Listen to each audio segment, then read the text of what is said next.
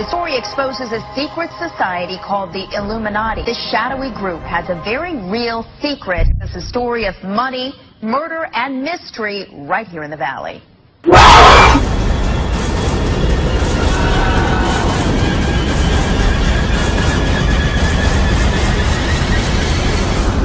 I have tried to pretend that everything is okay, but everything is not okay. We will make a lot of money. We are all living in the world they've created. Other organizations that shall remain nameless.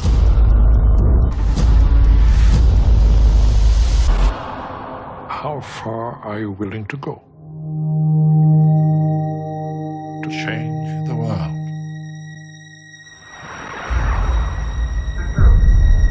You must leave. If you do not disperse, you may be arrested and or subject to other police action. Other police action may include actual physical removal, the use of riot control agents and or less lethal munitions.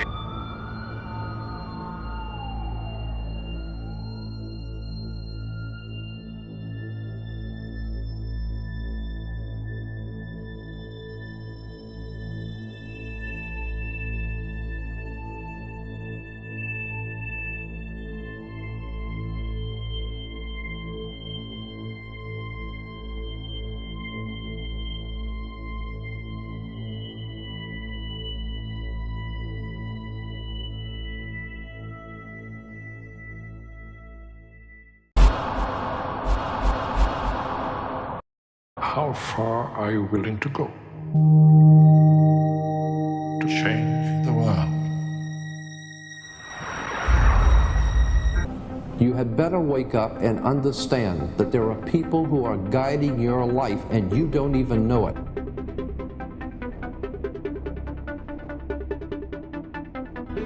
If you think about media and technology, they're delivering content that is shaping our society. They're shaping our politics, they're shaping our national discourse, and most of all, they're shaping our children's brains and lives and emotions. We estimate there's somewhere north of 1 billion people who use the internet every single day. That's just a reach that hasn't existed before in terms of media. Our kids today live on Facebook and cell phones. The diversity of the platforms means that those images are impacting your kid 24/7, and whatever restrictions existed when we were growing up simply don't exist today. Girls get the message from very early on that what's most important is how they look, that their value, their worth, depends on that. The last thing the power establishment wants is a conscious, informed public, capable of critical thinking. It is in their interest to keep you in a distracted, naive bubble, and they are doing a damn good job of it. This is Aaron Russo, a filmmaker and former politician. To his left is Nicholas Rockefeller of the Council on Foreign Relations. After maintaining a close friendship with Nicholas Rockefeller, Aaron eventually ended the relationship, appalled by what he had learned. I got a call one day from an attorney woman I knew, and she said, "Would you like to meet one of the Rockefellers?" I said, "Sure, I'd love to." And we became friends, and he began to divulge a lot of things to me. So he said to me one night, he said that there's going to be an event there, and out of that event, you're going to see we're going to go into Afghanistan, so we can run pipelines from the Caspian Sea. We're going to go into Iraq to take the oil and establish a base in the Middle East, and we're going to go into Venezuela and try and get rid of Chavez. And the first two they've accomplished. Chavez they didn't accomplish. And he said you're going to see guys going into caves looking for looking for people that they're never going to find. You know, he was laughing about the fact that you have this war on terror. There's no real enemy. He's talking about how by having this war on terror, you can never win it because so it's an eternal war. And so you can always keep taking people's liberties away. And I said, how are you going to convince people that this war is real? He says, but the media. The media can convince everybody it's real. I mean, you know, it's just that you keep talking about things. You keep saying it over and over and over again, and eventually people believe it.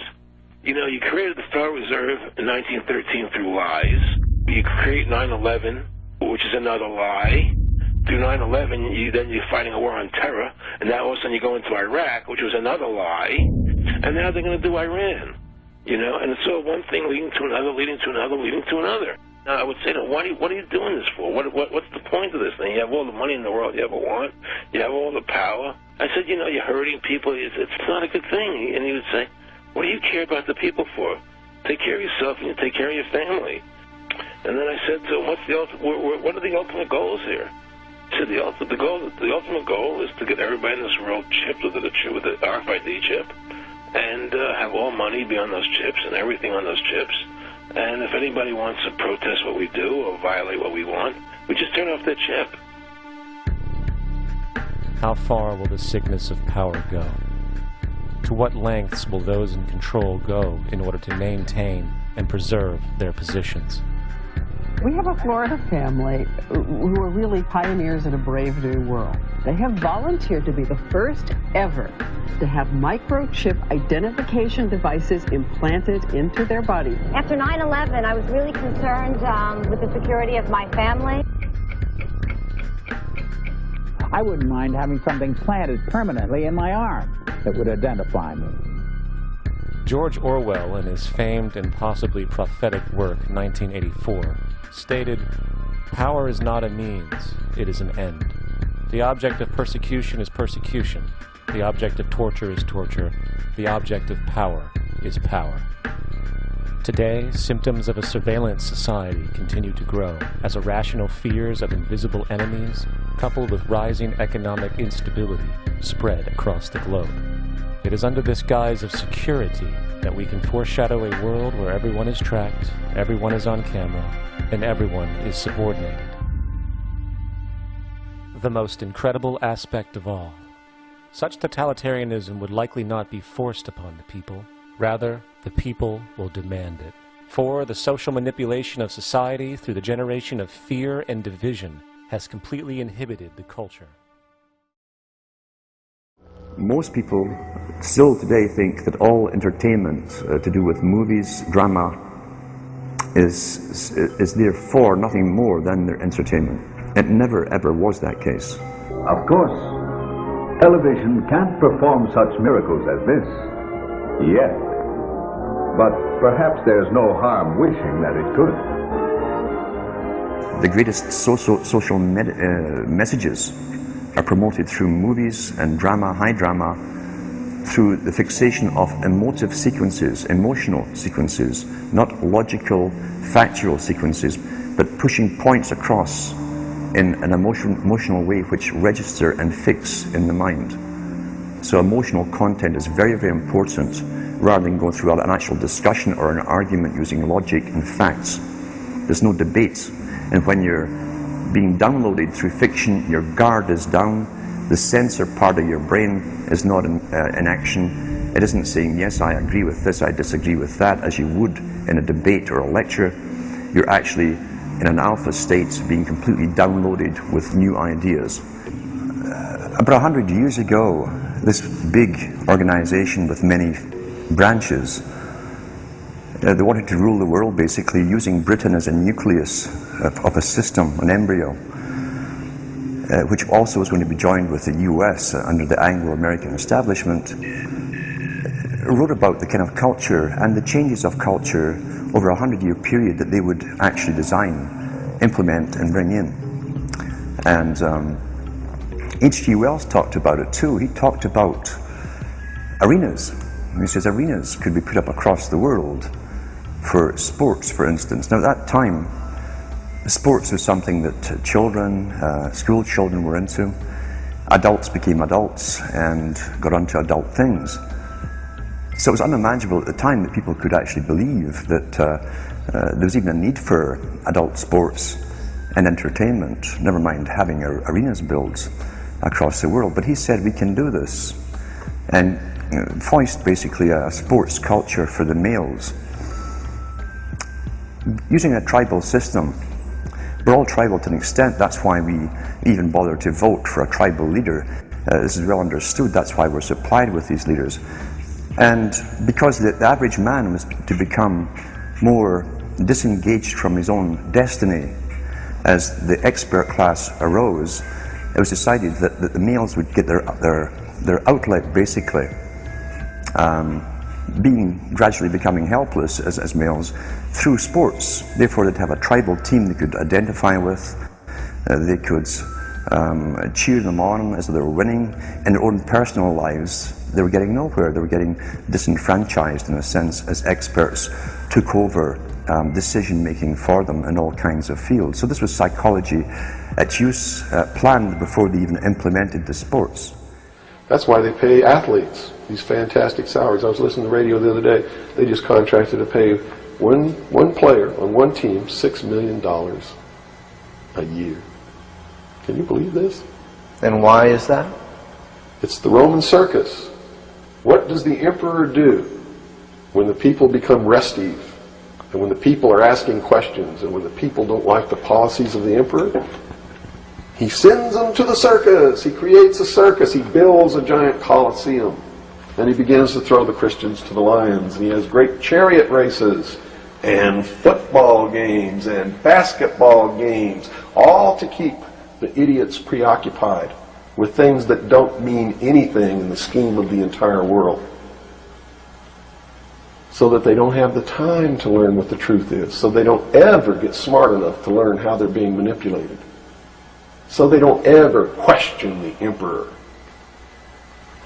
That's why they pay a player on a football team or a baseball team $1 million or $2 million or $3 million a year. It is the Roman circus. I know men who don't know anything in the world except who plays third base for the Mets. And they think that's a great accomplishment. And they meet and pat each other on the back and bond and go have cocktails and talk about what this guy that plays third base for the Mets did in last night's game. It's sad. It's really sad. When radio came along, of course, they used that to the maximum. Sports for the men, soaps basically for the women.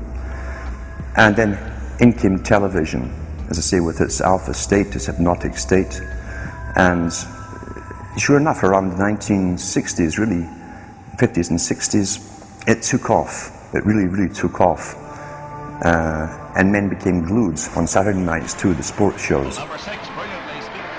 A culture industry, which is called by its own the culture industry. The Soviet Union had a department called the culture industry. Their actors and directors were called the cultural leaders, because they would, like a computer, people are like computers, all you have to do is keep giving them new updates every so often, and you can change an entire country or a nation or a block of nations who are all getting the same upgrades at the same time along certain paths. Today we call it political correctness. Most people want to belong to their peer group. They want to be the same as everyone else when it comes to opinions. In fact, they judge their own personal sanity by bouncing ideas off their neighbors and friends who will answer back and agree on these same topics in kind. It doesn't matter if the topics or what you're getting are facts or utter nonsense, as long as everyone agrees at the same time. You'll say, well, I'm sane, and your friends will all agree because they've had the same information given to them. If it's on TV and a famous face says something, then it must be true. He doesn't have to show you facts or anything else. You've been brought up with these faces. That's why they keep these guys on television into their 70s and 80s. You've grown up with this father figure who's on television every night at 6 o'clock, in your house, in your room, staring right at you. And he's a father figure. Would he tell you a lie? So you naturally never suspect him. And this same man will lead you through new topics.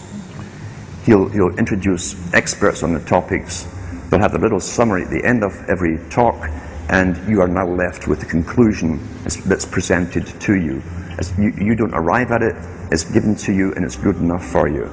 We're programmed today perfectly, just like machines.